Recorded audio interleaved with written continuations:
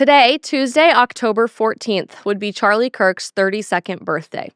To honor his life and his incredible impact, and to give encouragement to his family and the people all over the world who followed and loved Charlie and who, like us, are hurting today, we wanted to take this episode of the Isabel Brown Show to offer a very special tribute in his memory. I have been, and we all have been, deeply moved watching the musical community use their special talents to speak out for Charlie and to offer us comfort as we process our grief. And that is what this episode is all about. We have spent time talking to artists who were so moved by Charlie's life, devastated by his death, and inspired to pick up his microphone and to help share his message with the world in whatever way they could.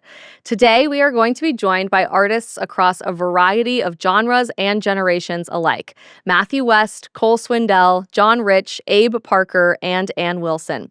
It's a powerful, moving reflection on Charlie Kirk, and you are not going to want to miss a minute. Happy birthday, Charlie. We love you. We love Erica and the kids, and we love our whole worldwide Turning Point USA family. This, Charlie, is for you.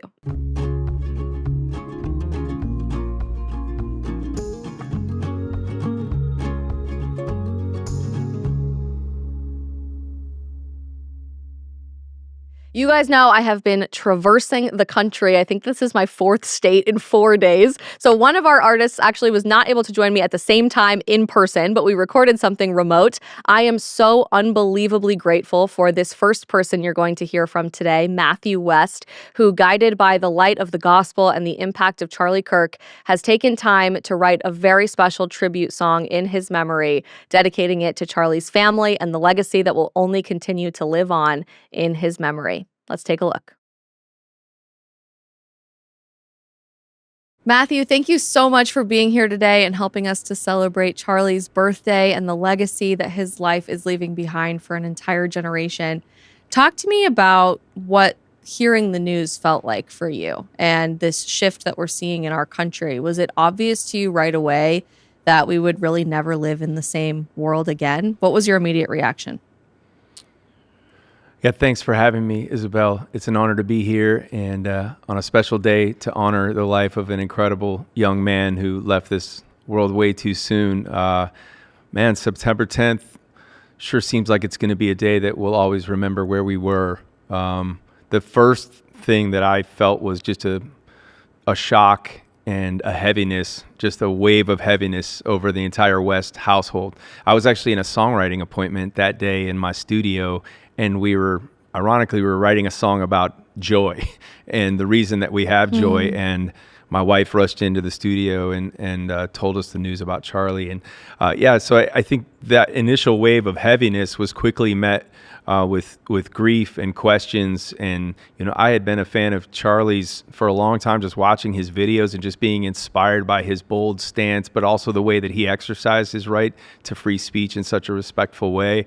And I have teenage daughters, who need young influencers like Charlie, showing them the way and speaking into their lives like Charlie had done on one college campus after the other. So I think, though, you could quickly sense things beginning to shift in the hours and days that followed, just the outpouring of support. And really, I've just sensed a stirring in the weeks following as I've toured across the country. And I was just, on stage in an arena Sunday night in Pennsylvania, and I sang the song Unashamed, and I sang it in honor of Charlie Kirk. And I just asked the crowd, are you feeling a stirring like I'm feeling a stirring in the wake of Charlie Kirk's death, to be bold in your faith? And how many of you want to hear the words that I believe Charlie got to hear when he stood before the Lord, which is, well done, thou good and faithful servant, and the entire crowd of thousands standing up on their feet and cheering and honoring the life of a man who showed us what it looked like to run his race well. So I definitely have felt just a stirring taking place and a spiritual awakening, as well as just a cultural awakening of going, what kind of voice am I going to have in the world? And am I willing to use it even if it comes at a cost?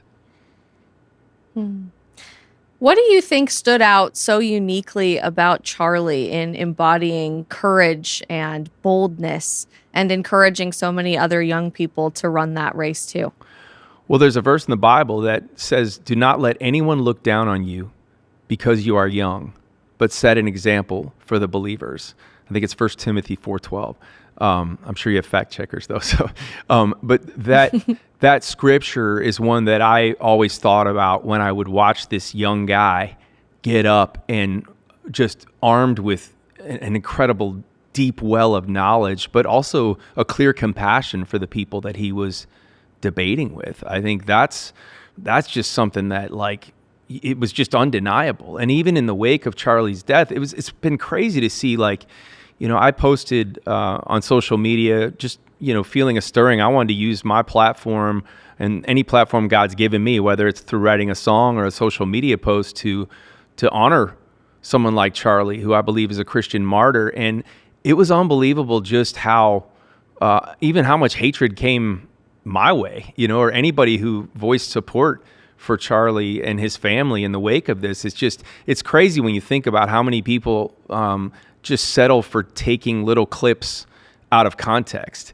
And I mean, context is everything, right? And so that's one of the things that I noticed so much about, even in these weeks that have followed, just people, they'll either choose to dig further into their beliefs and just take some sort of a clickbait quote that was taken completely out of context and then just put that stamp on who they think Charlie Kirk was. But when you pull back the curtain and dare to actually do your research and read and watch and literally see with your own eyes how he demonstrated what it looked like to be a Christian and a light in a dark world, I mean, I can think of few greater examples than the one that he set for all of us. That hatred is getting really loud in the last couple of weeks, and I'm seeing almost this veil being lifted of the legitimate spiritual warfare that we as Christians do believe is constantly raging on around us at all times, and we're constantly fighting in, even if we can't see it with our naked eye. But I'm also watching this boldness and unashamed proclamation of belief in God come from young people especially. And it's reminding me that as Christians, we're not promised that we're going to be loved by the world or accepted by the world. When we follow truth and we believe truth has a name, and that name is Jesus, and when we share that with the world, we're actually promised to be hated by the world. Christ himself promised us that over and over again. What does that mean for you in your career as a musician? And as you're seeing all this hatred come to the surface, do you think we're not going to care so much about the idea of being canceled or ostracized by the world? Well, that's just another thing that inspired me about Charlie. He was not afraid to be hated. And I think, I'm in a profession that, like, I started singing songs, and the first time somebody clapped for me, I was like, hey, that feels pretty good. You know what I mean? And it's like, I can get up on stage in a safe environment with like-minded people and sing songs about Jesus and have people cheer for me. But the stirring that I've felt in the wake of Charlie's death is to be unashamed in my faith. And people say, well, that's weird because you sing about Jesus everywhere you go. But what I'm talking about is the stirring that I felt, the conviction that I felt in my heart is the other 23 hours of my day. Not when I'm just standing up, singing a song for an audience and hearing them cheer for me. That's the easy part. It's about when I go through the rest of my day. It's about how I engage on social media. It's about looking for opportunities when God puts somebody in my path to be a light and to not, spiritually fall asleep, but to be awake and to think, how many people can I take to heaven with me today? How many people can I be a light to in the other 23 hours of my day? Not just seeking the applause of man. There's a line in one of my songs called Unashamed, and it's made me think about Charlie. And every time I find myself singing it on stage since Charlie's death, I think about him, and I think about, like, I almost sing it kind of angry. And the line says, I don't answer to the crowd, I answer to a king. So the louder they shout, the louder I'm going to sing. And then it poses a question. What's going to be said of me when it's all said and done? Did I stand for my beliefs, or did I turn around and run? Well, let the whole world hear me say, I'm unashamed. And so, yes, I think, hear it from me personally, and what I'm seeing all around me is I think there's a whole lot of people that are saying, you know what? Am I willing to be unashamed even if it comes at a cost? Am I willing to stand up for truth and what is right and good and pure, even if it's not met with the applause of the crowd? The answer has to be yes, because as you said, Jesus told us they hated him first. And by us choosing to become a follower of Christ and to stand up for what is right and good is true, there's a whole world that hates everything that you're going to stand for. But that's what it means to be counterculture. In fact, we should be alarmed if we're not getting pushback. We should be, that should make all the bells go off to say, am I being bold enough? If all I'm ever doing is getting applauded, that could mean one of two things. My message is watered down, or I'm only surrounding myself with like-minded people, and I'm not seeking out ways to go into the world, right? That's the Great Commission, right? To be the light of the world, not just the light of your small little like-minded group of believers. And Charlie demonstrated that as well, didn't he? He left the four walls of the church. He left the safety of his studio, and day in and day out, he took a light into a dark world. And it was a dark world that didn't want that light to expose the darkness, but he did it nonetheless. As Charlie used to always say, we have to go right into the heart of culture and try to change it from the inside out. And I never met anyone who was as skilled as him at doing that. I'm also starting to see that in the music industry. And you and so many other musicians have penned tributes to Charlie through new songwriting. You've dedicated songs to Charlie while you've been singing. I understand you have a song to share with us today in honor of Charlie for his birthday. Can you share with us a little bit of background about the song? And then we would love to hear it. Yeah, absolutely. September 10th, after we found out that Charlie had gone home to be with the Lord, I gathered my wife and my two daughters together, and we talked about it, and we prayed for Erica and his family. And later that night, I heard a song coming from my daughter's bedroom, and she was just up there, my 19-year-old daughter, with her guitar, and she was singing, when peace like a river attendeth my way. She was singing this old hymn from my childhood. It is well with my soul.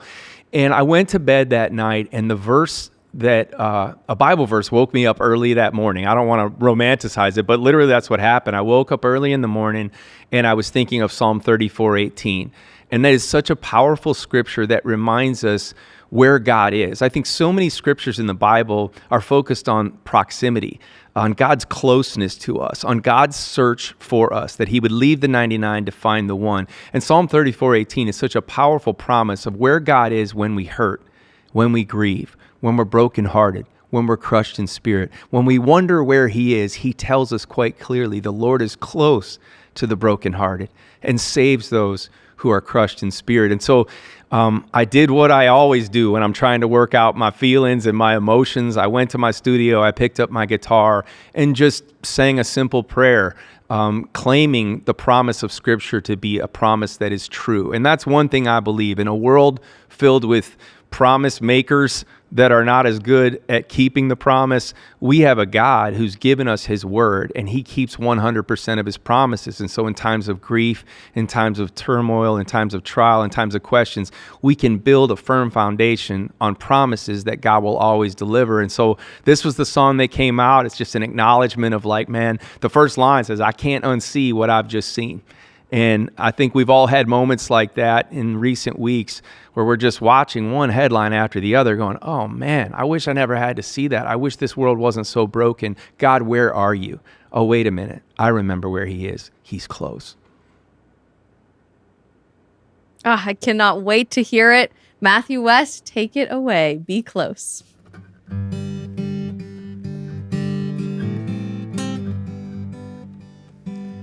I can't unsee what I've just seen. I can't make sense of one more senseless tragedy. Another light put out by dark. This wicked world just makes me wonder where you are. Jesus, be close to the broken hearted, save those who are crushed in spirit. We know that you've always been our only hope. Be near when our minds are flooded with fear. Be the hand that's wiping our tears and the voice that whispers weary. So be still and know I'll always be close.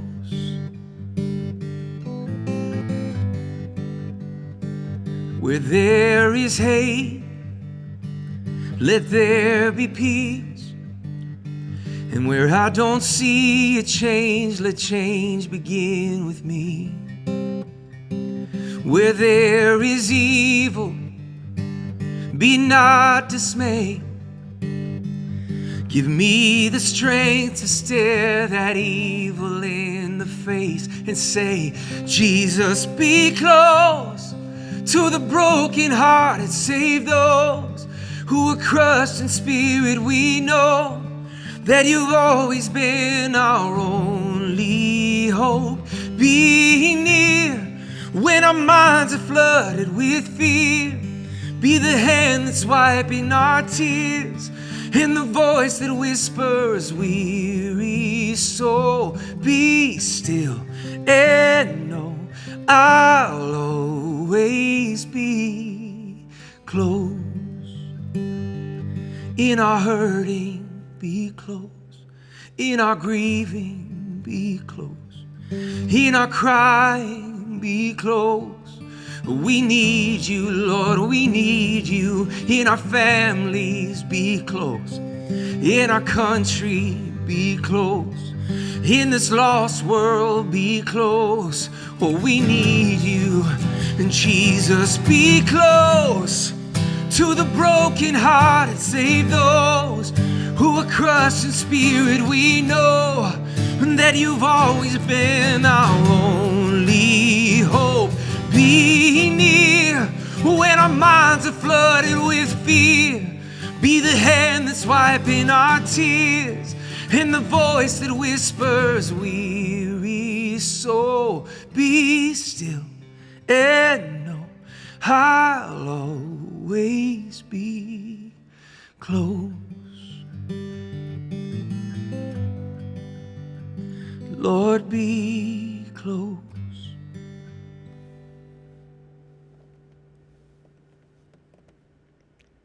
Matthew, that was so beautiful. And, I've been reflecting on this in the last few weeks, that in the midst of what can only be described for those of us that knew and loved Charlie as the most painful heartbreak we've ever experienced, we also weirdly are still seeing so many miracles work through this, and to see the light and feel the love and closeness of God. You articulated that so perfectly.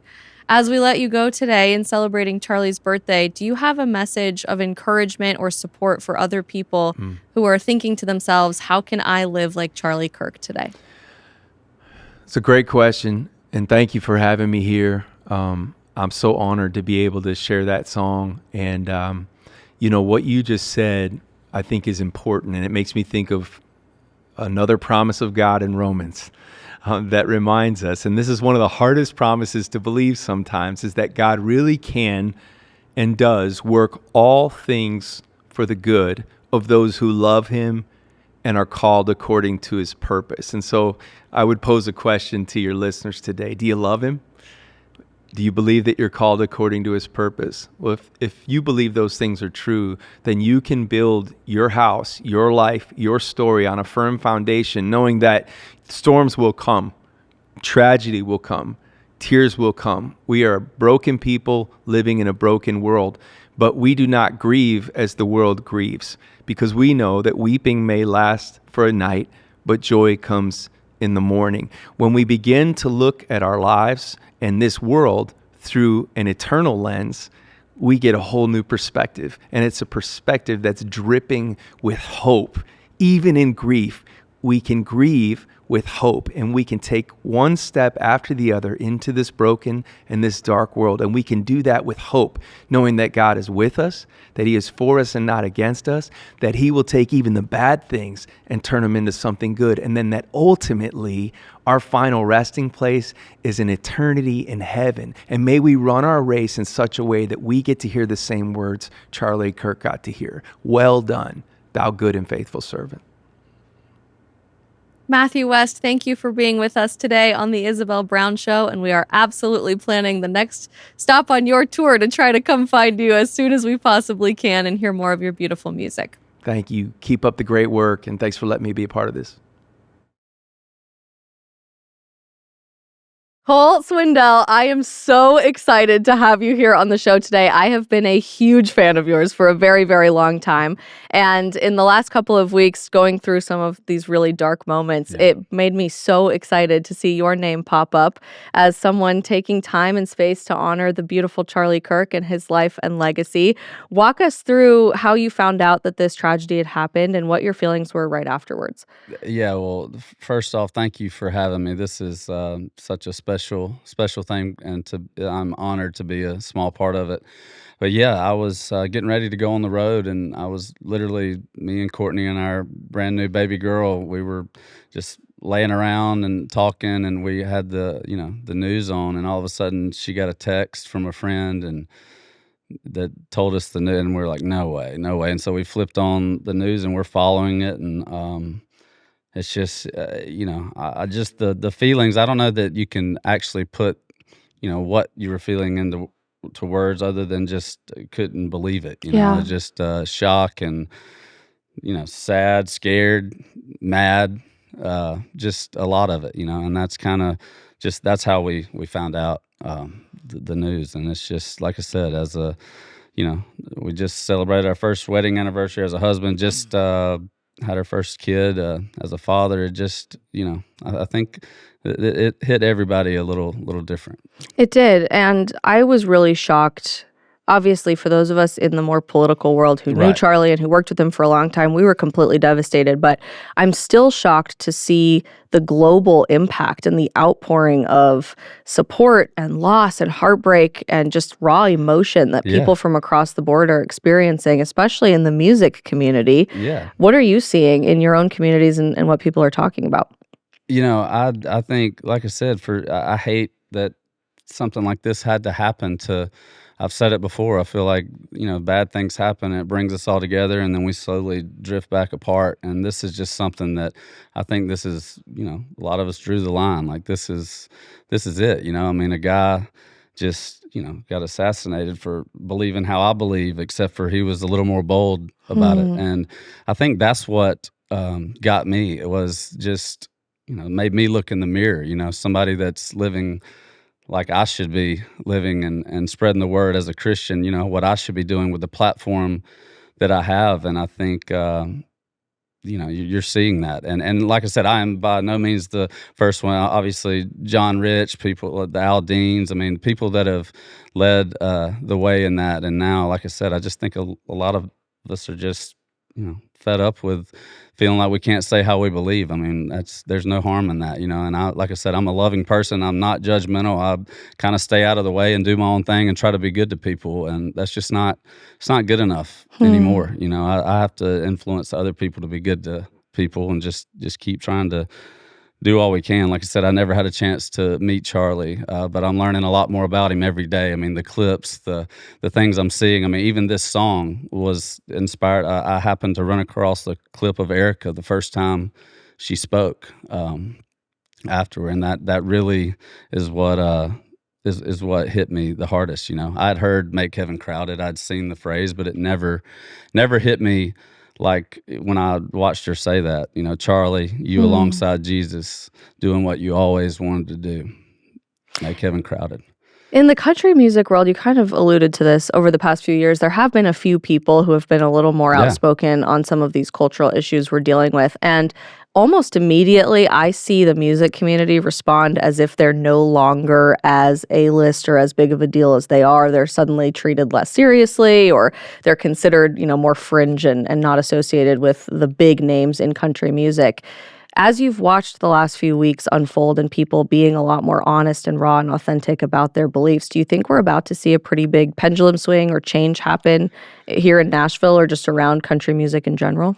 I hope so. And I hope it's not just in country music. I do feel like, we're all going for the same thing here. And, I just, like I said, I hate that something like this had to happen, but I feel like those that know Charlie and that that knew him best, the fact that this has sparked this, and you keep seeing the word revival and stuff, and I believe it. I mean, I've never seen anything like it in my life, and if there's ever a chance for us to stand up and to keep this going, we cannot lose this feeling right now. It just feels like everybody knows that we've got to do something, and Charlie is a huge part of that. And I just, like I said, my heart breaks that his family and kids, it's just it's heartbreaking. So that's the least we can do, is just honor him and keep spreading the good word and being good to people.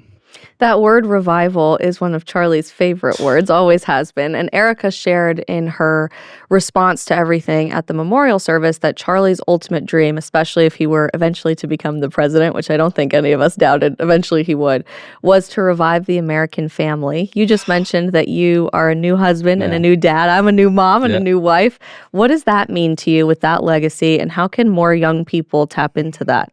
I mean, I've been thinking about this lately. I'm so glad you asked. I have chills because, that is something I see him talk about, like get married, have kids. And, I don't know that until you do that, you really understand. Now I understand why he was saying that, even just the getting married part for me, that took me a little longer. But once I've done it, it's like, man, I wish I would have found this, or this feeling is incredible. But then you have kids, and we just had our first little daughter 2 months ago, and just, oh my gosh. I mean, now you want to go tell people you have to do that. There's nothing else like it. It's no matter what you do for a living, what you've accomplished, it does not have, looking into her eyes, knowing that nothing else matters. Why would you not want to share that with people? Why would you not want people to feel that? And that just shows you, even now, I never knew him, but the fact he was pushing people for that feeling, it's because he knew what it felt like, and he knew it was the best feeling in the world, I would have to think. And just to want people to be happy, that's truly all he was after. And to see,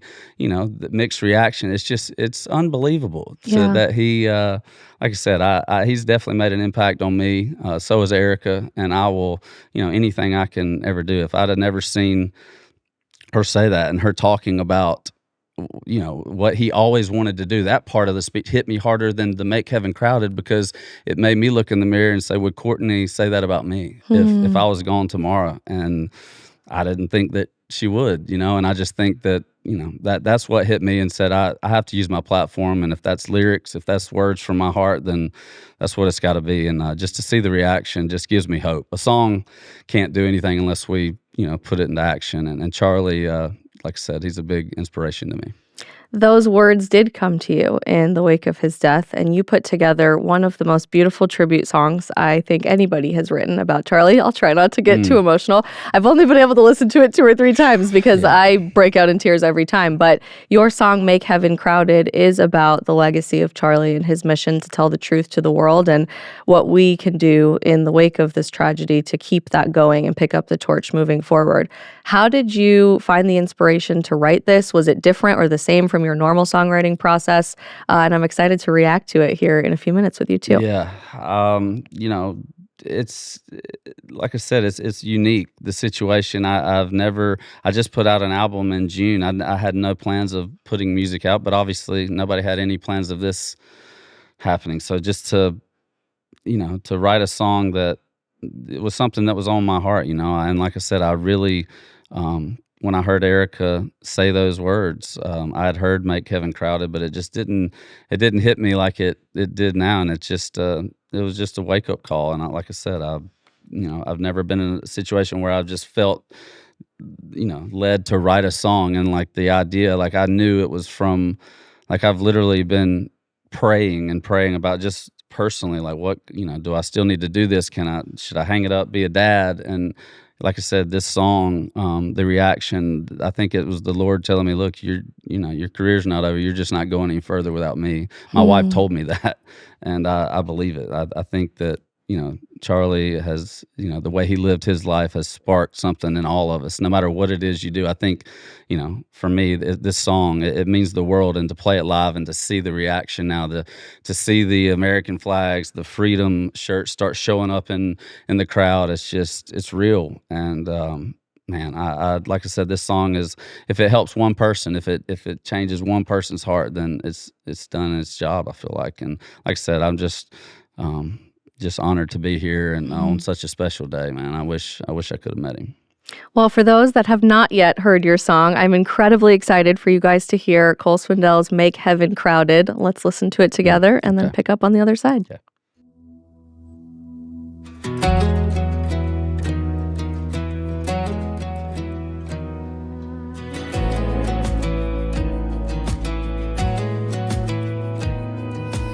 I blame my sinning on I ain't no saint. I bit my tongue, said that it ain't my place. And I've kept Jesus in the backseat, but I can't any longer. After what we all saw last week, I can't help but wonder, what if churches had a longer line outside and all them bars on Friday nights? What if people prayed for people who ain't on their side? What if good ran off the bat? Them streets of gold up there'd be packed. This whole world would look a lot better than we found it. If we make heaven crowded,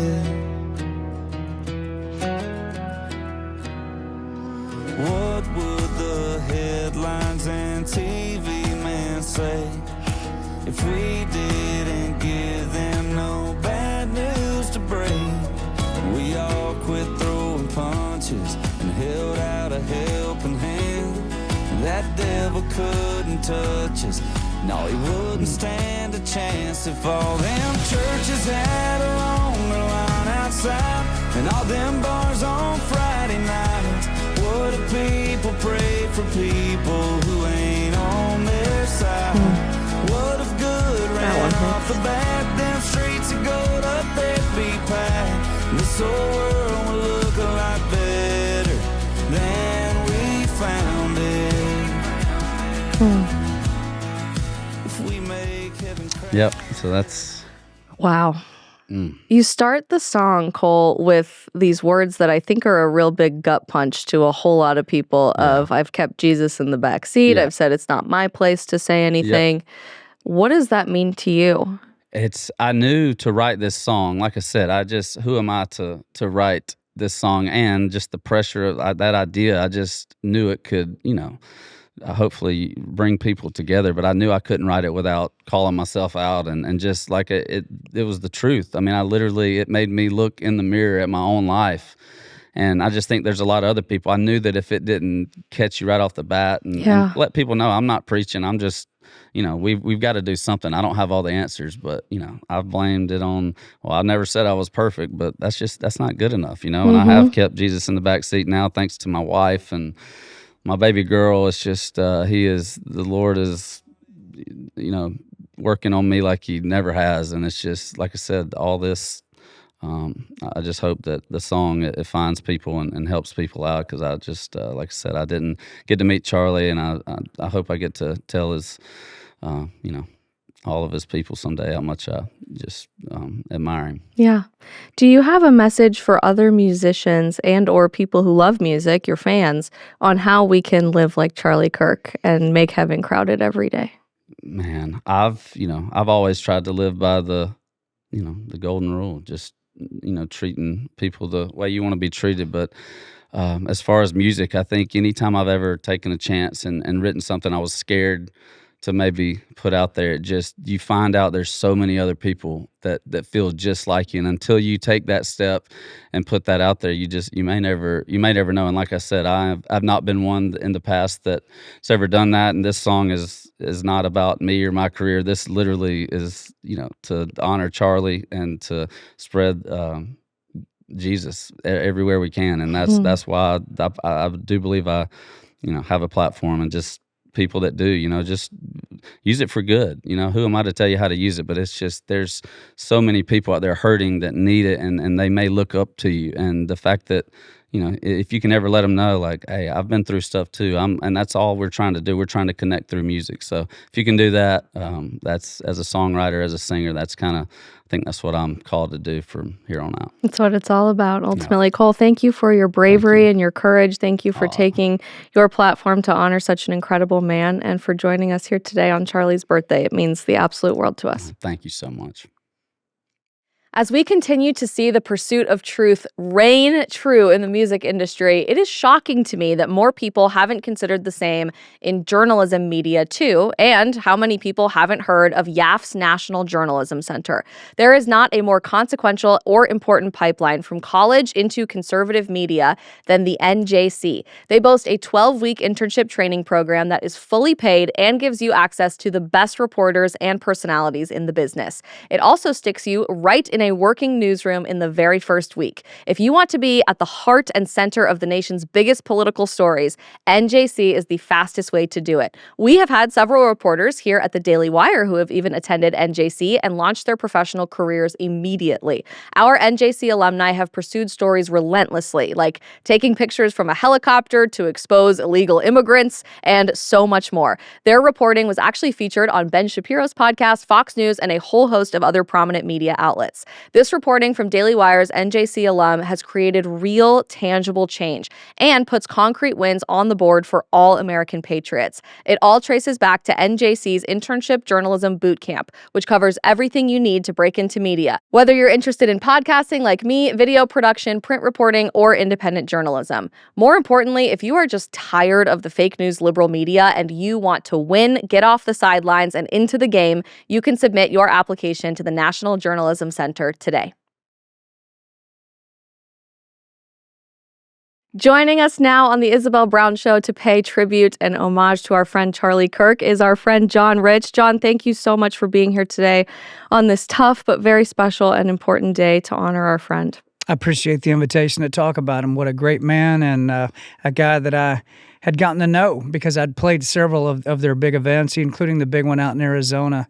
So to be able to come in and say a few words about him is quite an honor. Yeah, earlier in our conversation with Cole Swindell, he referenced you as a source of inspiration for somebody in music who really blazed the trail, along with Jason Aldean, to shake things up and be unapologetic about the things that you believe in, to be honest about your values, even when you knew that would come at a cost. What encouraged you to do that originally, and did Charlie have anything to do with it?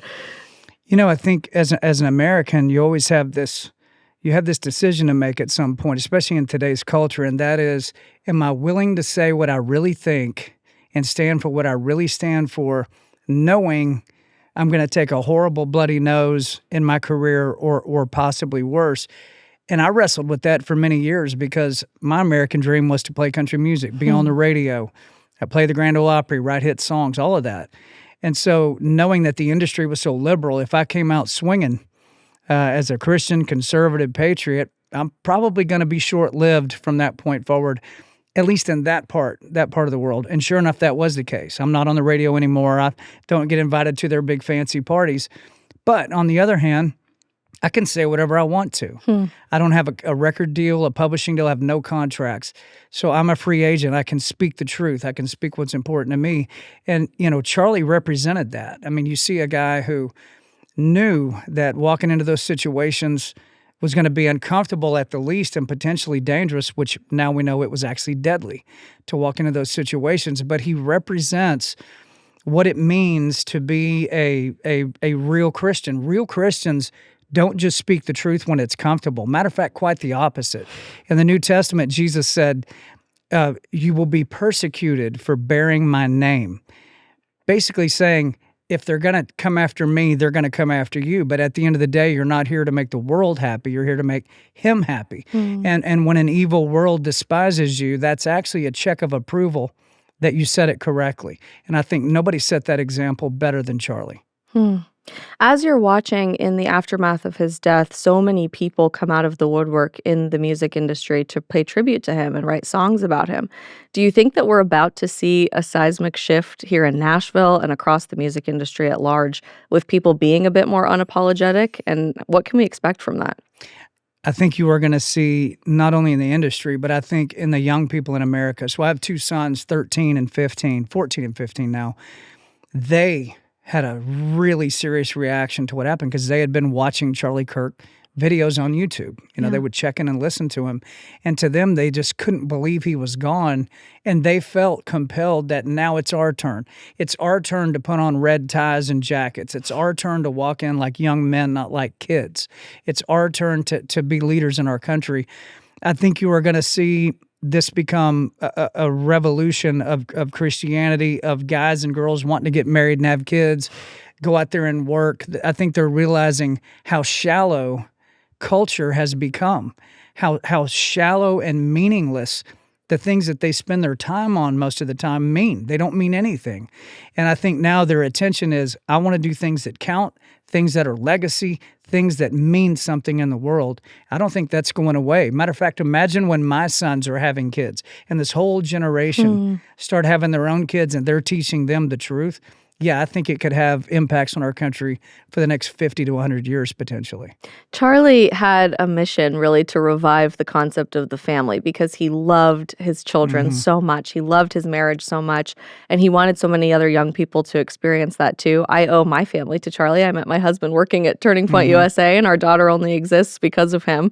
Do you think that we're going to see this marriage revival and family revival really transcend across just America and across Western civilization as well? Well, are we still the human race? Yes, we are. We are still the human race. God created man and woman, and for them to procreate, go forth and multiply, as he said. That's always been the tradition of human beings, is to find your partner and go multiply and have your own kids. It's literally the greatest feeling a person can ever have, as you know and as I know. And I think that has been downplayed, ridiculed, demonized even, to go out and get married and have kids. I mean, we've seen it in the media. No, you don't need to do that. You need to be a Kardashian. You need to be a pro athlete. You need to be this, be that. What about just being a regular good dad or a regular good mom? And they've never really talked about the benefits you get back to yourself when you become a good dad or a good mom. But there's nothing in the world that compares. And so I do think with Charlie's death, the mask of shallowness has been pulled back off of our culture. And that people like Cole Swindell, who you just talked to, it's giving people a line of sight into the real deep things of life that really matter, and I think they will take advantage of it. You said earlier that it was kind of a wake-up call for all of us who've been involved in this political world, that these ideas that we are standing for aren't just dangerous, they can be deadly. And for those of us that have been working in Charlie's orbit for years and years, I think we knew this was a possibility, but we never wanted to acknowledge that it was a legitimate possibility until it now happened. But we're also watching this revival of courage and people saying, I don't care what the consequences are, the We Are Charlie Kirk movement. We are all Charlie Kirk now. How does that feel for you, knowing that we are outspoken, we are out there in the public eye, we're unapologetic about our values, and what message can we send to those who want to silence us by any means necessary? I mean, I had a death threat 3 days ago, and they referenced Charlie Kirk's name in the threat. Yeah. I'm sure a lot of us have these stories now if you're a outspoken conservative. The New Testament says put on the whole armor of God. Well, that's the spiritual armor for the spiritual battle. But if you go look at King David, he prayed that that God would keep him safe, but he also carried a bow and a sword. He physically kept himself safe. My advice to people out there is keep your eyes peeled, because when Charlie Kirk died, righteous people began pursuing righteousness at light speed, and wicked people began pursuing wickedness at light speed. They both happened at the same time. It says also in the New Testament, it says the word of God is sharper than any two-edged sword, dividing even between the spirit and the soul. That's how sharp the true truth is. And when that truth came down that day, when we saw what happened that day, it did divide. And you are going to see more of that. You're going to see wicked people become more wicked and righteous people become more righteous. And to me, this is, when you talk about the cultural shift that is now happening, it's in both directions simultaneously. You're supposed to pray for your enemies, Pray that they'll turn. Pray that they'll repent before they die. And we should pray for them because I think a lot of them can come around at some point. And at the same time, be very careful and keep your eyes and ears open. Yeah. Erica really shocked the world in that regard as well during the memorial service in publicly forgiving the man who killed her husband. A lot of people weren't bought into that. They said, but I'm angry. I want to hold on to my anger. We should be angry. And of course we should be. You wouldn't be a human being if you weren't angry about what happened to Charlie. But to see her Christian faith and her steadfast fortitude in the Holy Spirit prevail in the face of what obviously could be the easiest catalyst into more hatred, I think really inspired a lot of people. So how can we continue walking in that vein as well and try to make this world more like the next one as the wicked get even more wicked? Everything we need to know about how we're supposed to live is written in the book. You can't trust your own opinion. You can't trust the opinion of people you see on TV or hear on the radio. You can't fully trust any human being's opinion or advice. What's written in the book was written there on purpose. It is all right there in plain English, and you can read it and apply it to yourself. As you've seen, lots of people saying, I bought my first Bible today, or I pulled the Bible down off the shelf for the first time in 10 years today and started reading it. I've had lots of friends that have actually become Christians, gave their life to Jesus in the past month that I never thought in a million years would happen. And they asked me, what should I read? What's the first thing I should read? I said, well, everything Paul wrote in the New Testament were basically letters to brand new churches. There is a parallel, I think, that runs with Charlie Kirk and with Stephen in the New Testament. So Stephen was a young man. He was going town to town. He was preaching the gospel, and he got targeted by the Romans, and they didn't want him talking about that. He was converting thousands and thousands of people, and they stoned Stephen to death. It says before the first stone hit him, though, he looked up and said, God, please receive my spirit. He looked up and he saw Jesus Christ stand up at the throne next to the Father and received Stephen's spirit, and he fell asleep before the first rock hit him. And right after that is when you saw the explosion of Christianity. That's when you saw Corinth and Ephesus and Thessalonica and Philippi. All these churches started exploding, and then Saul becomes Paul on the road to Damascus, and you saw that type of explosion in Christianity. I really do think there is a parallel to that. We don't get to live and die based on our own calendar. If we did, we'd all live to be 150. God makes his moves when he makes them for specific reasons, and the tidal wave we're seeing right now back towards him is unbelievable. I never knew this, or I guess I perhaps knew it, but I didn't put it together in my own head, that at the memorial when Benny Johnson was speaking, he referenced St. Stephen, and Stephen was the same age as Charlie was when he became the first martyr of the church. And I totally agree that parallel is astounding. And I think for those of us that knew and loved Charlie, we're devastated, we're heartbroken. It is very difficult to see the greater purpose in all of this, but at the same time, we are all starting to see the greater purpose in this, because look at the response that has happened. This is so much bigger than a conservative movement or electing the right person to the presidency or reviving conservative political principles. Yes. This is bringing millions of people to Christianity in a way I don't think we've ever seen in my lifetime. Well, over 100 million people saw an altar call. Over 100 million people. So the biggest ones that ever existed prior to that happening would have been like Billy Graham, people like that. Billy Graham in South Korea had like 2 million people at one point. How about 100+ million? I don't even know the number. Got to hear an actual sermon and give an actual altar call to over 100 million people. How many lifetimes would Charlie have had to have lived to get 100 million people to hear an altar call? Yeah. Oh my gosh. Right? It's crazy to think incredible. about. In our last few minutes together, before I get way too choked up, do you have a message for other people in public eye and the people who follow all of the people in the public eye of how we can live like Charlie Kirk? How can we be courageous and bold? How can we go out of our way to be unapologetic about the things that we believe in and be willing to lay our life down if that's the cost ultimately? People need to stop concerning themselves with success, and they need to start concerning themselves with significance. There is a difference. There is a distinction between success and significance. Don't live to be successful. Live to be significant. Say things that are significant. Do things that are significant. Put things into motion that will outlive you, that way down the road when you're no longer here, whether you die at 31 or 110, somebody somewhere gets to hear or see you do or say something that impacts them long after you're gone. I think a lot of people in my line of work or that are famous people are constantly focused on success. How many viewers can I get? How many clicks can I get? How much money can I make? Whatever it might be, climbing the ladder. That's fine. It's okay to go be successful, but your focus should be significance in your music, in your art, in what you say, in your speech. In shows like this, say things that will outlast you. That would be my advice. I love that advice so much, and I hope it resonates with a whole lot of people watching today. John, thank you so much for your courage for a very long time that has always been inspiring other people, but your renewed commitment to that significance in the wake of Charlie no longer being with us. We're so grateful you were here to celebrate his birthday Yes, ma'am. with us. Thanks for having me. Abe Parker, the man who started this entire idea behind a musical tribute episode for Charlie.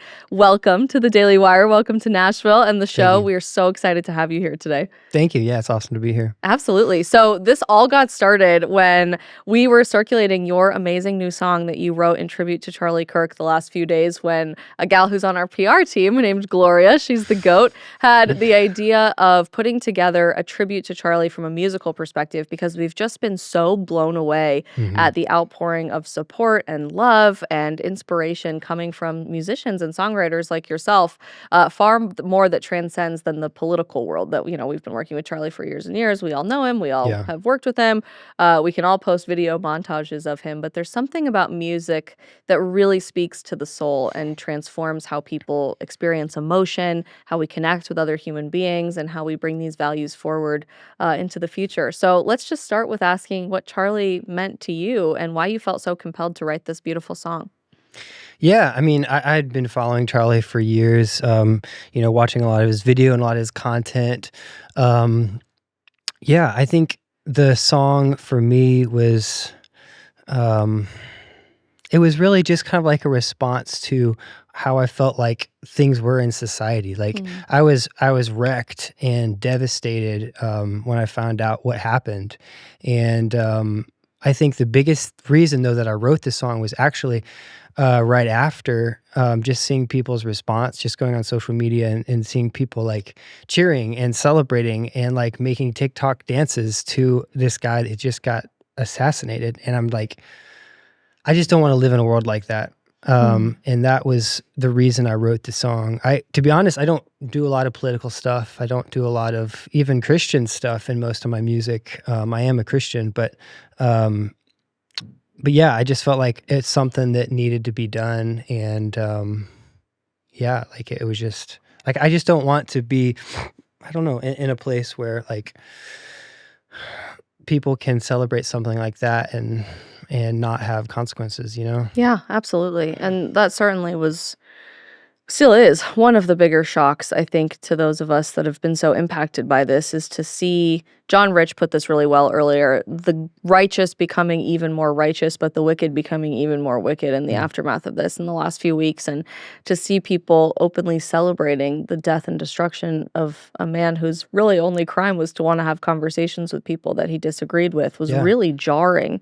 If anything, I think I almost expected the music community to respond in that way, not with honoring Charlie and being so outspoken and supportive of him and his legacy. And you mentioned you don't really do much political or religious-oriented music. I think most people don't. It's just not what's interesting in the music industry.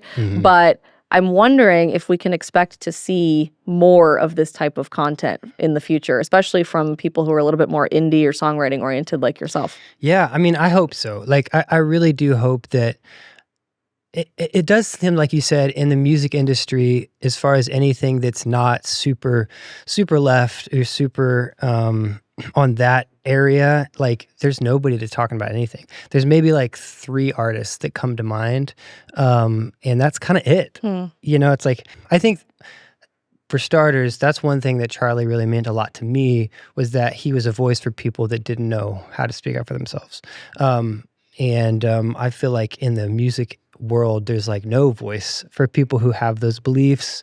And it's not like there's just a slim amount of people that have those beliefs. There's a lot of people that believe the way that Charlie did, believe the way that I do, and there's just nothing that represents them. There's no one that speaks up for them. And so I hope so. I hope that the music industry can find a way to do that, to speak the truth, but then also to speak the truth in love. Mm. I think that's what I really want to do. And if I do, go into more of that kind of stuff, then that's what I'd love to do is like, you have to be honest and you have to speak up, but you also have to be like loving.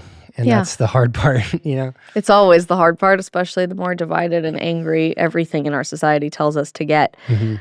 Charlie had a really unique knack of encouraging people to use their voice in unexpected ways. And I certainly owe my career to that. I think a lot of people across our country do.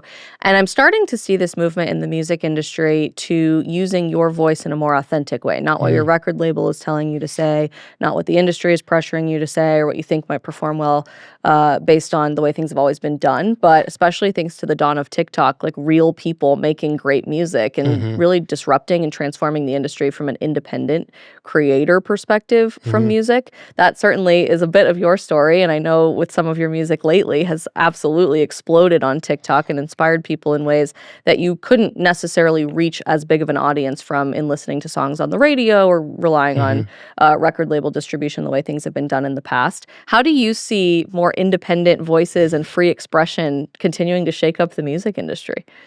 Big time. I mean, it's totally different now. I definitely owe my career to TikTok. I owe my career to not just TikTok, but also Reels, like the whole new social platform.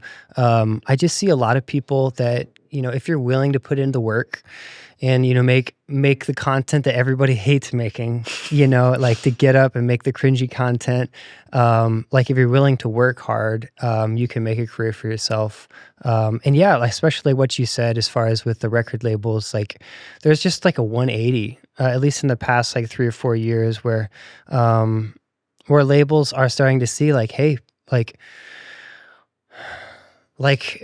we aren't as needed as we used to be, And so I do have to shout out my label with this song too. I do remember writing this song and teasing it and being pretty certain that my label wasn't going to let me drop it.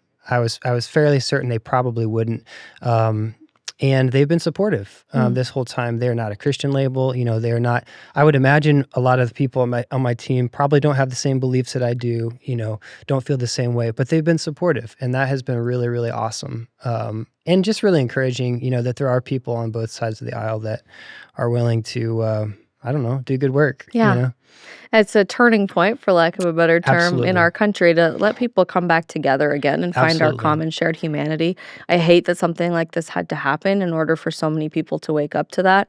But I think those of us who are believers and those of us who can see God working all things together for good, in many ways, we are kind of starting to see the bigger plan in all of this with the impact people have had. And so much of that boils down to love and loving other people, which is what your song, How to Love, is all about. So tell us what inspired you to write this specific song and where some of these lyrics came from. Yeah, the song came, let's see, the verse and the chorus came in about 30 minutes. So when I first heard the news, to be honest, I wasn't planning on releasing a song. I didn't want to write a song about it simply because, I don't know, sometimes it just feels hard to justify. It feels like you're gaining momentum on the back of something terrible. And so I didn't want to do something at first. And to be honest, I probably wouldn't have if it wasn't for seeing people celebrate. Like seeing people celebrate what happened, that for me was the moment was like, okay, I gotta do something like for my sake, but then also for like my son's sake. Like I don't want him to grow up in a world where like he can't, he has to like political assassination is okay. Yeah. I don't want that. I don't think anybody does if they really look deep. But yeah, and that was a moment that I was like, okay, I got to do something. Wrote the verse, the chorus, teased it, and did really well. And then I spent probably like 2 entire days trying to write the second verse and the chorus, just because I wanted it to like mean something, Yeah, and so that's kind of how it came about. I just filmed a TikTok video, something super simple, just sitting in front of the TV with the lyrics going over top, and that's kind of, I think, that's what people need to hear. So, I will be honest, I've only been able to listen to your song 3 or 4 times without bawling my eyes out because I think of Charlie with every word that you're singing. And the part that really impacts me and I think has shaken a lot of people in a powerful way has been your choice to include Charlie's voice in the song. Was that an intentional choice? Did it come out later that you wanted to do that? Why is that part of the exact song? Yeah, I mean, that was kind of a last minute thing. I wrote the second verse, and the second half of the second verse really talks about how, like, it talks about how people are laughing at this, but then I kind of contrast that by saying, like, that's not funny, but it is funny how, you know, when you try to, like, the blackest night brings out the sunlight's glow. And like, when you try to silence someone, you do only make it grow, you know? And then I was like, you know, I just feel like it would be really cool to just give a little hat tip to him. Yeah, so I just put that in like a little bridge section, and it means a lot to me. And I know for the people that were supportive of him, it means a lot to them too. That's one of the moments that people have been posting about a lot. Is like how they just break down in that area, and I do too. So. We all do.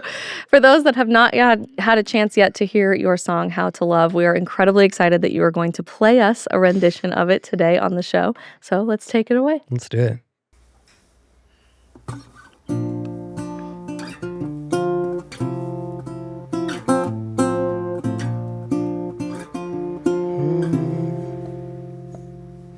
I saw someone laughing at a man who lost his life and left behind 2 toddlers and a newly widowed wife.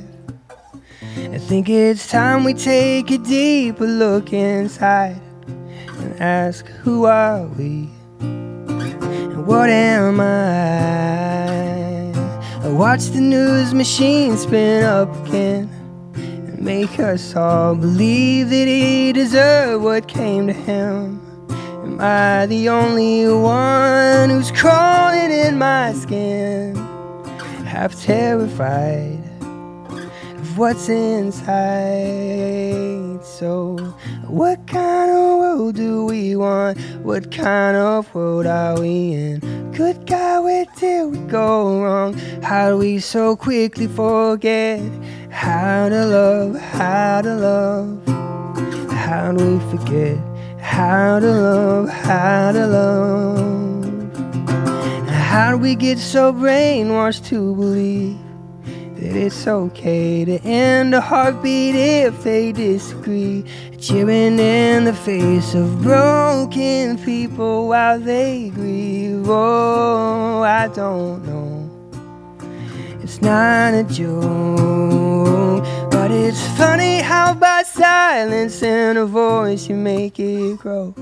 And it's funny how the blackest night brings out the sunlight's glow. And it's funny how the devil's been trying the same thing since 2,000 years ago. So what kind of world do we want? What kind of world are we in? Good God, where did we go wrong? How do we so quickly forget how to love, how to love? How do we forget how to love, how to love? How do we forget how to love, how to love?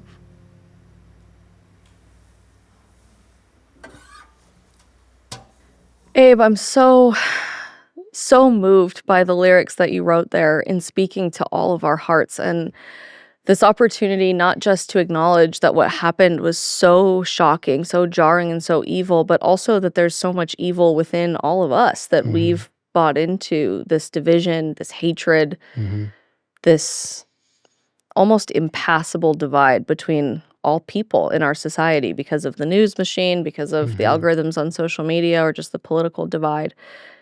What does it mean to you for us to move beyond this? How do we look in the mirror? How do we prevent a society like this for our kids? I know you're a relatively new dad. Your son's almost 2. And I have a beautiful new daughter, just offset. Hopefully it's not going to start crying.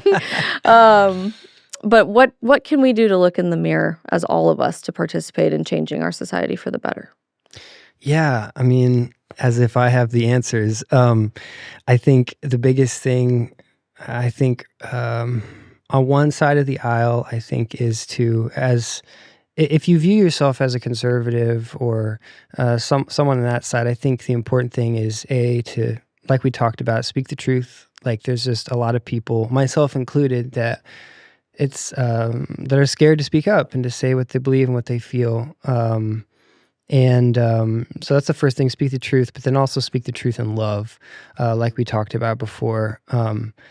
I do a lot of my music has been for people that have maybe different political views than I do. And I do have to say, like, probably most of those people, like almost everybody I meet, like they disagree with me. I think, maybe they have the wrong opinion on something, but they really do care for people. Yeah. Like people of the left on that side, they really do care, and they have like empathy for people. I think, unfortunately, that's been just weaponized, like people have just kind of taken advantage of the empathy. And and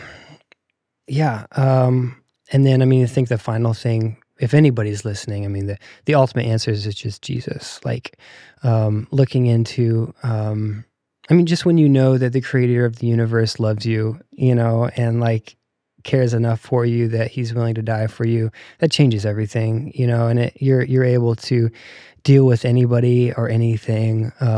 I think the response from Charlie's family and from like the people in that whole realm was just proof of that. Like, all the vigils and the prayers and the gathering they had in Arizona, like, there wasn't buildings being burned down and there weren't riots, and like I think that is such a great testimony. And like what you said too, like how it just made people that were already chasing goodness even gooder, even better. I think if we could all just learn how to love, that would be great. In our last couple of minutes in our episode honoring Charlie on his birthday today, do you have a message for people watching today on what it means to live like Charlie Kirk and how we all can pick up that microphone in whatever way we can, whether you have a podcast, you're a musician, or you're just somebody living their day-to-day life? Yeah, be brave. I think that's the biggest thing. That's the biggest thing I have been confronted with since hearing the news. Like, there's just a lot of things that I'm just scared of feedback. I'm scared of losing followers. On someone on the other side, after losing a lot of followers, it's not that scary. It's like, okay, so what? It's just a number on a screen. Like, I think being brave is something that I want to get better at, and I really do credit that to Charlie and his family. I think that's something that I think we all could do more of. And then just, like I said before, be more loving and speak the truth, but speak it in love. Abe, thank you for teaching us how to love one rendition of your song at a time, and for your bravery and your courage. Thank you. Truly, the way that you were honoring Charlie's life is so beautiful to behold, and I think you inspired a whole lot more people than you know in releasing this song, of other musicians too, to write songs of their own. So I cannot wait to see the bravery that comes out of that in the music industry. Thank you. Thanks for having me on. Of course. We are so excited to be joined by Ann Wilson, an amazing Christian musician who I have been following for a very long time. So excited for you to join us today, Ann, and to pay special tribute to Charlie on what would have been his 32nd birthday. You came to mind as someone we wanted to include in the episode today with what started as an Instagram post from you honoring Charlie's life and legacy. And I was really moved by your caption on Instagram calling for more Christians to live boldly as this voice of a generation, our generation. Charlie has been taken from us so prematurely. What does that mean to you, and what are you seeing now in the wake of his death? I was devastated to hear of his passing, as we all were. And as someone who's 23 years old in the heart of Gen Z, he was such an inspiration for being bold in your faith and standing for Jesus. And last year, I actually put out an album called Rebel, and this album was all about that. It was literally like what it means to be a Christian in today's world is to go against the grain. And when you are a believer, it makes you stand out and it sets you apart. but it also makes you hated by the world. And so I put out that album, and then I ended up writing a song called Stand as we were in the election season last year, just being really bold in the things that I was believing in, calling my generation to vote, and especially the Christians to stand for Trump and for what he stood for. And so I think leading into all of that, Charlie was a huge inspiration for my generation last year, and leading into that election season. And then through his passing, I have seen such a change, even in my close friends, even in people that I have walked through life with over the last few years. Just they are more on fire for going and telling the world about Jesus than they ever have been. And it's such an inspiring thing to see, because as a Christian artist, I'm standing on these stages, I'm traveling the country, I'm, preaching the gospel at shows. There's only so much that I can do. And so to be able to see these people fired up now and on fire for Jesus and wanting to be bold in their faith, it's such an encouraging thing. And it's so inspiring for me to see. And I feel like there's just so much hope now for our generation and what can come out of it. And truly the revival that I feel like is taking place right now in our country. Fighting for truth has never been more important in every aspect of culture, from music to our health. And while everyone has been pushing the latest TikTok wellness trend or magic greens powder on social media, I have been asking myself a whole lot over the past few months, why are we just blanketly trusting one-size-fits-all solutions with our health? Especially as a new mom, I can no longer afford to just guess what my body needs anymore with every passing day. That's exactly why I partnered with Jevity. They are doing something radically different, actual science. Who would have thought? Through at-home blood work, they show you exactly what your body needs. No more throwing money at random supplements and just hoping that something works. Especially as I am breastfeeding my daughter and taking my nutrition incredibly seriously, it is very important for me to know exactly what my body needs, not just throwing some random thing into my system and seeing what sticks. Here's what really sold me about Jevity specifically. They are creating personalized supplement packs based on your specific blood work, not what some random influencer is selling you this week. Their AI then analyzes your results, real wellness experts review everything, and you get a blueprint that is actually tailored to your body. We fight for truth in politics, we're fighting for truth in music, we fight for truth in our faith. Why not demand it for our health too? If you're ready to stop guessing and start knowing, you can head to jevity.com/Isabel Brown or visit the link in the show notes of today's episode to learn more and get an exclusive discount. Choose Jevity because your health deserves better than whatever's trending on social media. That's the word that everybody is using, is revival, which I love hearing, and I'm incredibly surprised by in a happy way, because I've worked with Charlie for almost a decade, right? And we talk a lot about our faith, and our faith is a huge component of what we do. But I think for so many people, Charlie was a very polarizing political figure, and in their minds, they would categorize him less as a Christian leader and a religious leader in that perspective, and more of a political, secular leader.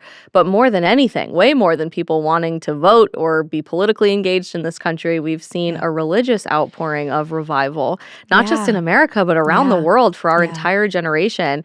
Are you seeing that in the Christian musician scene as well? Tell us about some of those conversations that are happening. I am. It has been really powerful to see. I think, being in the Christian music industry, everyone is a believer, but it's also a business. And so things can get lost in translation. Things can kind of be pushed aside. And I think I guess that fire for Jesus can dwindle down in people, and people can be less bold in their conversations about faith, or, whether it's in the songwriting or the way that they're doing a show.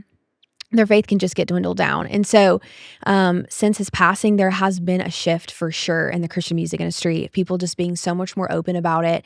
Before he passed, there was a movement that started, I would say, at the beginning of this year in our industry, where you were finding artists just being way more bold about what they believed in. And then through his passing, it has been like night and day different to see, which is... It's such a bittersweet thing, and my brother passed away in 2017, and through the loss of him, it's like when you go through hard things in life, there's always those good things out of that, and that's such a sweet thing. Like, the Lord will take a tragedy and turn it into something beautiful, but the other side is the tragedy that took place. And so it's been so hard to wrestle for all of us with that, but just thinking through it, it's just been so devastating to think that it's this situation that has led to this revival, like this change of hearts. I love what you're saying about the working all things together for good, that God always does, even in the midst of what feels to us like the biggest tragedy and a hole that we could never dig ourselves out of. Yeah. We're all truly, really heartbroken about the loss of our friend. It feels like there's this hole that we will never be able to fill in the conservative movement, in our country, in our generation. I mean, you said it perfectly in your Instagram caption. Charlie was the voice for Gen Z. He set the moral tone and the expectation for the things that we should hold as our values nationally as young people. And yet there is this opportunity for us to take stock in the leadership component of this, and where we all can continue to pick up the microphone, how we can pitch in to work all things together for good as God is as well. You mentioned you lost your brother in 2017 at a very young age, and I'm curious to get your take on how you think this is impacting Charlie's family, and what specifically about his family's response has inspired you and continues to inspire the nation in the last month. I'll tell you, the day after he passed, I was really taking it hard. I mean, I've never had the chance to meet Charlie, but I was so inspired by who he was and what he stood for. And I was outside on my front porch, and I was just so depressed and so sad. And I called my mom, and my mom was hysterical, just crying, like her eyes out. And she was like, Anna, this reminds me so much of Jacob's loss. And the reason why is because when anyone dies so prematurely, it almost triggers us because we've been through it. And like the first thought I had, the second I found out he passed, was his precious wife. Like the first thought I had was what she's going to have to go through, what his little kids are going to have to walk through. That all the people that lost him, the friends, the family, the people that looked up to him, it's so different when your own like flesh and blood family loses someone, and the devastation that happens, and the feeling of like literally not being able to take your next breath. And watching her get up on that stage at his memorial and say that she forgave the person that took his life was so moving for me, because my brother was in a car accident. It was not his fault. He was killed by someone else, and that person walked away with no scratches or anything. And I've never openly said that, and talked about the details of the accident, but that was something that me and my family had that moment too, of saying we forgive that person. Like we forgive him. We're going to choose to allow Jesus to heal our hearts, and we're going to walk away knowing that maybe God can use this to touch that person's heart and have an encounter with him through that. And so that's the first thing I thought of, was Erica and her heart and what she's going through and the pain that she's feeling. And then just like it's not just a like memorial and then you move on. It's like for the rest of her life on this side of heaven, she will be grieving him and missing him and mourning the loss of him.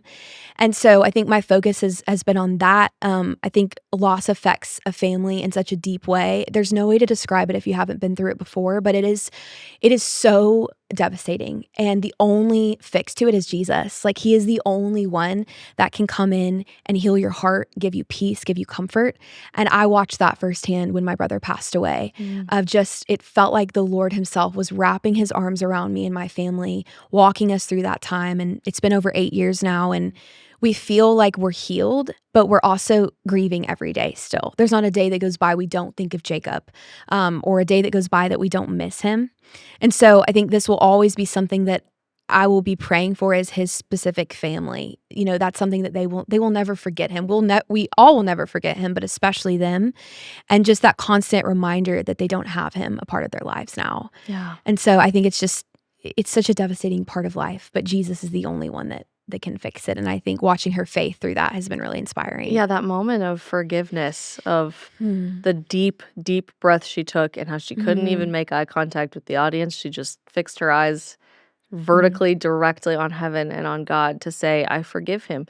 And I can only imagine the anger and the frustration and the mixed, conflicted feelings that she was dealing with inside as she was saying that. But it almost was this exhale, deep breath of fresh air after she said it. And you saw a change in how she was able to get through the rest of the speech after she said it versus before, which in the room, I can tell you, you could hear a pin drop in an audience of 73,000 people. Everyone was holding their breath as she said that.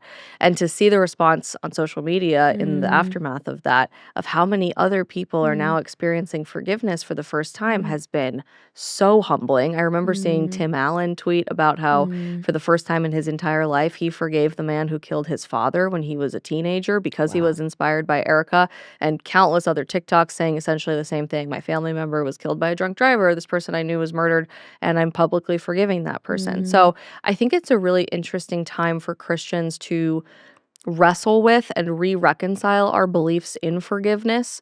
What are your thoughts on how we've failed to live up to that in the past, especially in American Christianity, and how this might be an opportunity for a turning point, for lack of a better term, for us to really truly walk in all of the teachings of Christ, including to forgive those who persecute against us, and to lean more into our faith now that more than ever? Yeah, I think that forgiveness is not talked about near enough in the church as it should be, but it is such a powerful thing.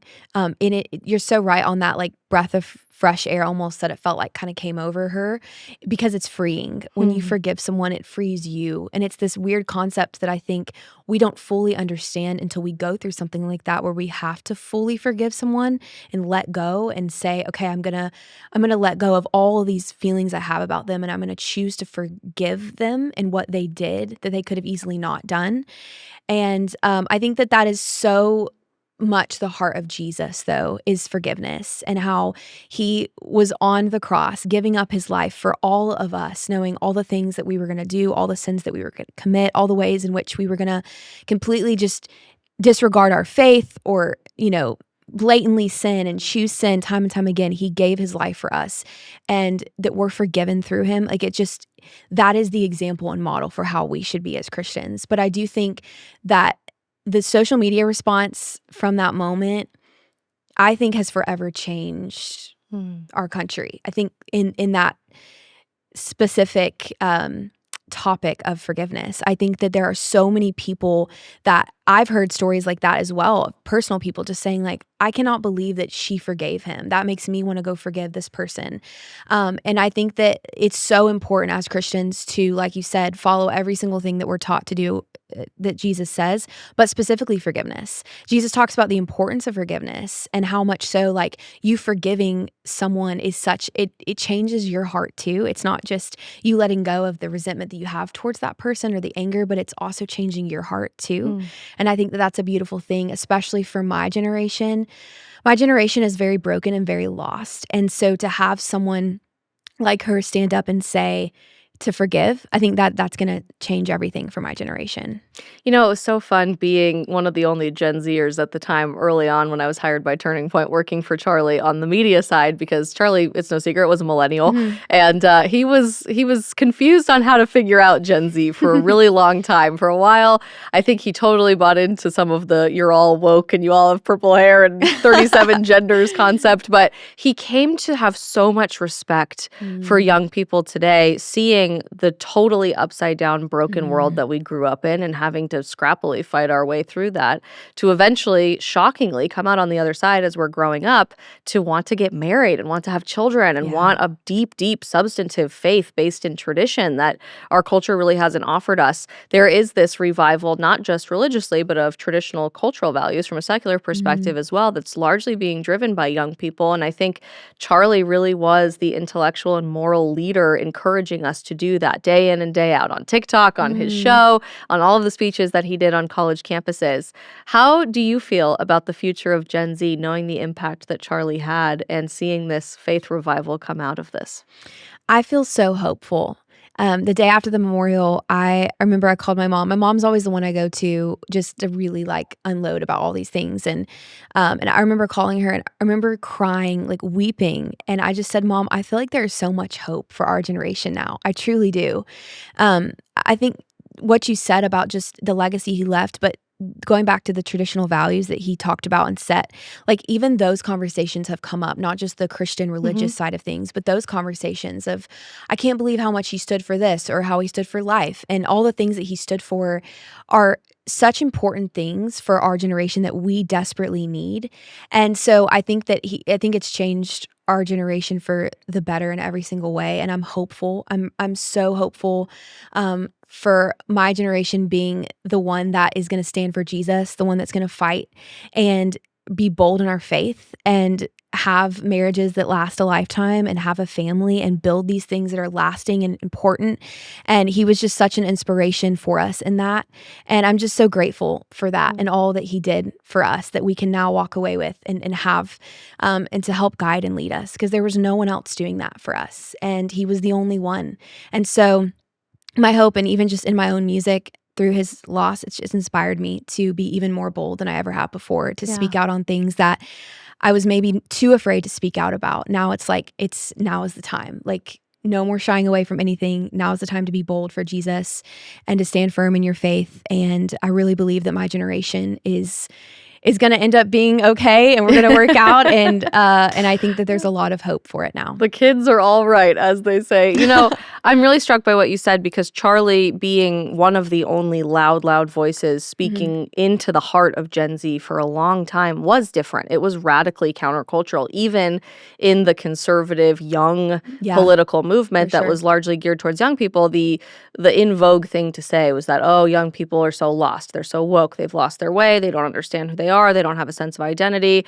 We'll get them when they grow up eventually. Like, they'll get a little bit older, they'll get a little wiser, and eventually they'll come around to see our point of view. But Charlie had this sense of urgency and this sense of understanding that we don't have the luxury of time to wait on an entire generation to all the way grow up and to see the light of day in a broken culture for eventually them to change their minds. He instead was encouraging and inspiring and speaking life into a young, broken generation in the midst of our brokenness.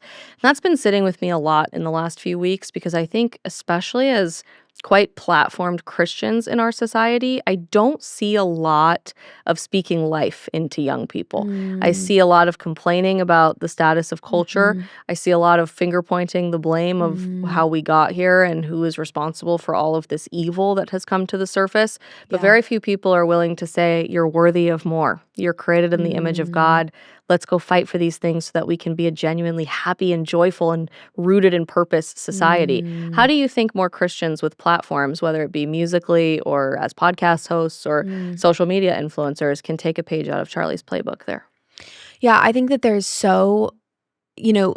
truly the things that you say hold so much value. And I don't think that sometimes that we realize, myself included, that what we say on social media, the things that we talk about on stage, can truly have an impact on someone's life.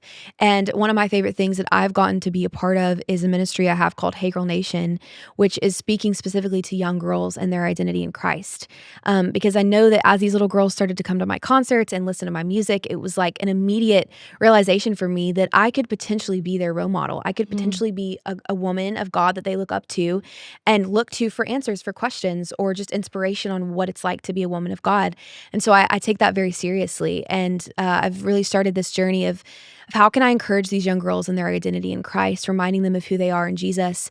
And so I do think that people in the spotlight that have a voice and have a say, whether it's in music or podcast or whatever it is, need to be so aware of that when they're speaking and putting anything out to the world, that you never know who's going to be watching that, or how they're going to receive it, or how they're going to need that in that moment. But that encouragement is the key for our generation. I was telling my mom this, like, as someone who's right in the heart of Gen Z, 23 years old, like, the way that I feel like, at least from me and my friends and the people I'm around, I truly think encouragement is what betters us. And I think that we're a generation that needs someone like Charlie to stand up and say, this is what you should do, almost kind of modeling it out of this is what your life should be like, and encouraging us in that, and not putting us down, and not, putting us to the side or disregarding us, but lifting us up and encouraging us. And so I think that everyone could do a better job of that. Like you said, the complaints or the pointing fingers or just the drama that can come from this whole situation. I think it's so important to put all that aside and to instead focus on encouraging this generation, loving on them, and speaking truth into them. That's ultimately what my generation needs more than anything, especially with social media and all that we have faced in this generation compared to generations before us. We need to know our identity, and we need to know that it is in Jesus, and that it is rooted in Him, and that that's where our worth comes from. And so I think there's such an importance to just leading with that, whatever, your outlet is, whatever your voice is, whether it's on a podcast, music, whatever it is, just having encouragement at the forefront of that, and then leading with truth and how these kids and this generation can find their worth in Jesus. I'm so excited for your album to drop on Friday, and truly thank you so much for your courage and using your platform to honor Charlie. I cannot wait to see how you continue to be a rebel in all of your music moving forward, and just so honored that you took the time to be here today. Thank you so much for having me. I am so unbelievably deeply grateful to every single one of the artists who joined us today on the show. And believe it or not, there were many, many more who wanted to be here and who have written special songs all about Charlie and the impact that he has made. They just weren't able to make it on such short notice. So to everyone who is using their musical talent given to you by God to honor the life and legacy of this once-in-a-generation man, thank you from all of our hearts. And to everyone looking to live more courageously and more boldly, you have the perfect examples in the people that joined us today on the show on exactly how to do that. Tomorrow and today, let's all choose to live like Charlie Kirk, to boldly speak the truth, to be courageous in our values, and to never back down or surrender, even in the face of evil and hatred. Happy birthday, Charlie. We love you and we miss you, and we can't wait to see you again someday.